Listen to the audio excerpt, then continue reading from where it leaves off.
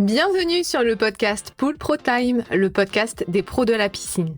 Pool Pro Time, c'est le premier podcast français créé pour les professionnels de la piscine et du spa. Avant de démarrer la journée, devant un café ou tout simplement en route pour le chantier, prenez le temps d'écouter les conseils, les actualités et les parcours inspirants de ceux qui font et ont fait l'univers de la piscine. Ce podcast est produit par IMC, le groupe média numéro 1 dans l'univers professionnel de la piscine et du spa en France et à l'international, qui vous livre les actualités du secteur tous les 2 mois avec le magazine papier Spécial Pro ou en continu sur internet avec eurospaponews.com et ses réseaux sociaux associés. Pool Pro Time, c'est votre rendez-vous toutes les 2 semaines. Je suis Pauline et c'est parti pour l'épisode du jour. Bonjour à tous et bienvenue dans ce nouvel épisode.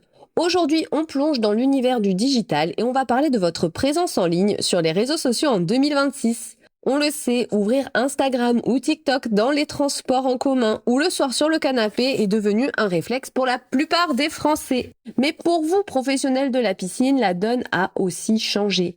Sur les réseaux sociaux, fini l'âge d'or du confinement où il suffisait d'une présence régulière à travers de jolis contenus pour se faire remarquer.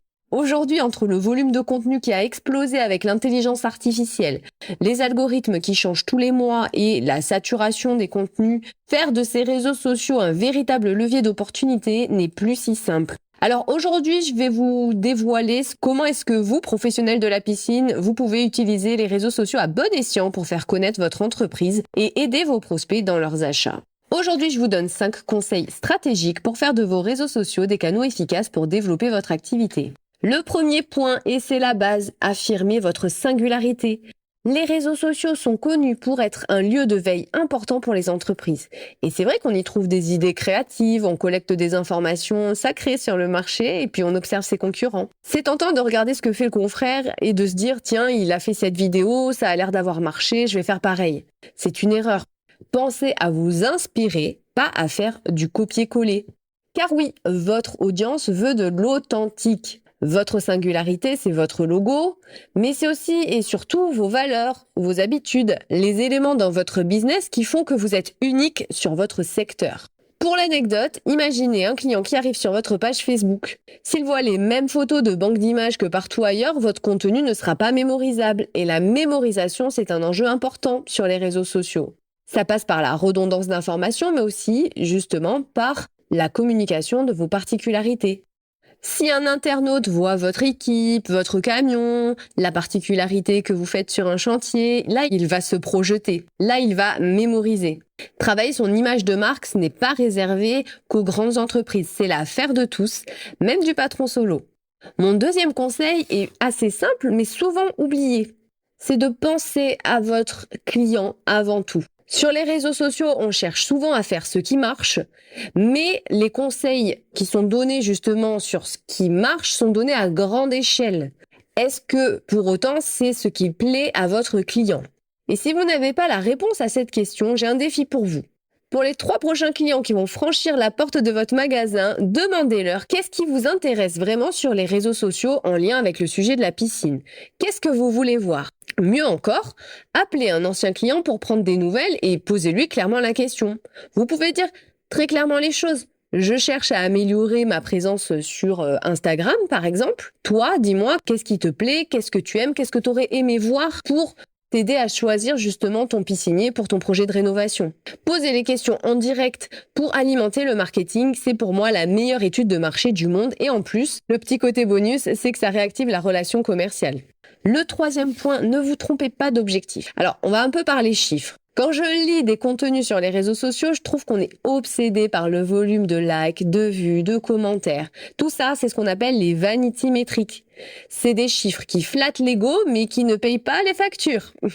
Soyons honnêtes, est-ce que vous préférez 10 000 abonnés à l'autre bout du monde qui ne vous achèteront jamais rien ou 100 abonnés locaux qui sont situés à moins de 30 km de votre entreprise et qui ont un projet de construction ou de rénovation ? Je pense que le choix est vite fait. Alors ne vous laissez pas avoir par tous ces contenus qui vous poussent à faire du volume de vues. Ce n'est peut-être pas votre objectif et ça ne sert pas vos autres objectifs.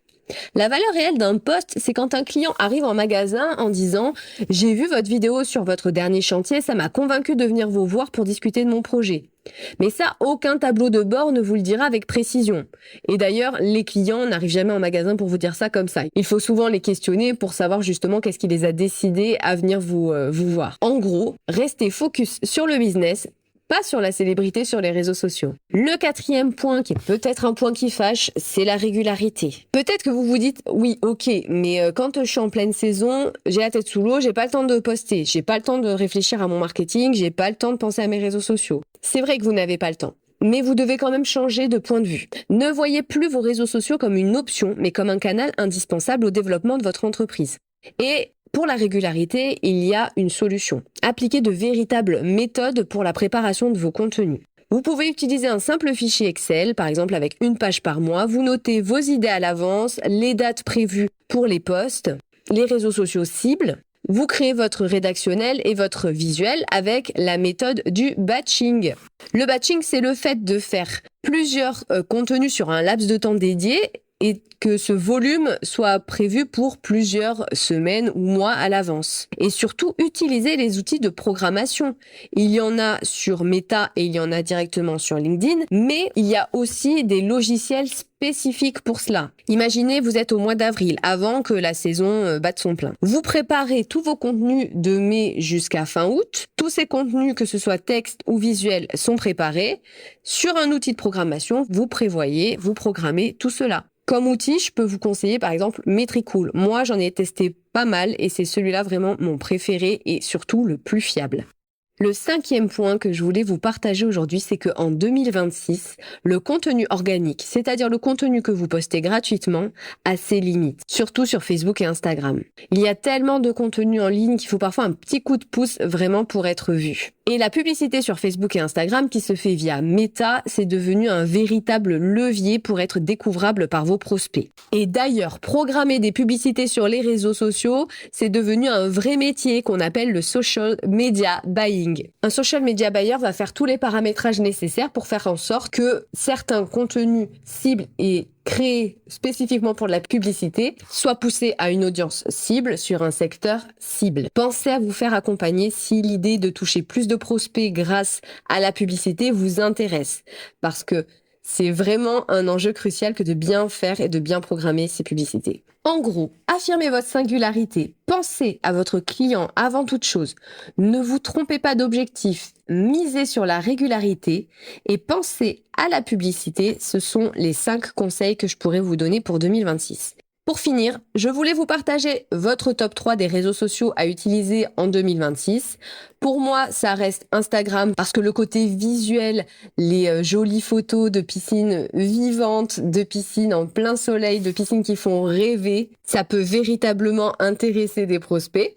Facebook pour le côté proximité locale. Et non, Facebook n'est pas mort.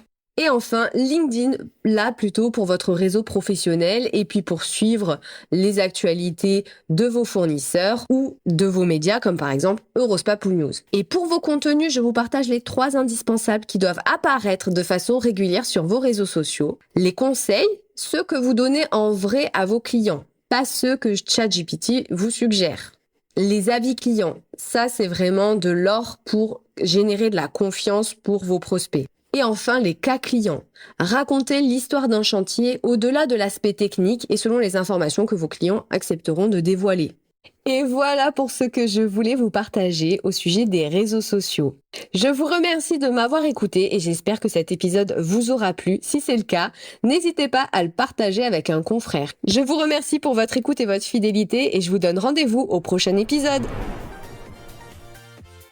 Si vous avez aimé cet épisode, je vous invite à le partager autour de vous, que ce soit auprès de vos collègues et partenaires ou encore sur vos réseaux sociaux. Pour ne manquer aucun épisode de Pool Pro Time, abonnez-vous dès maintenant sur la plateforme d'écoute de podcast que vous utilisez. Vous recevrez une notification dès qu'un épisode sortira. Je compte sur vous pour m'envoyer vos idées, vos envies, vos retours par rapport à cet épisode, mais aussi aux autres. Vous pouvez retrouver les actualités du secteur sur Facebook et LinkedIn, @eurospapoolnews, mais aussi sur le site eurospapoolnews.com. Hâte de vous retrouver dans le futur épisode. À bientôt!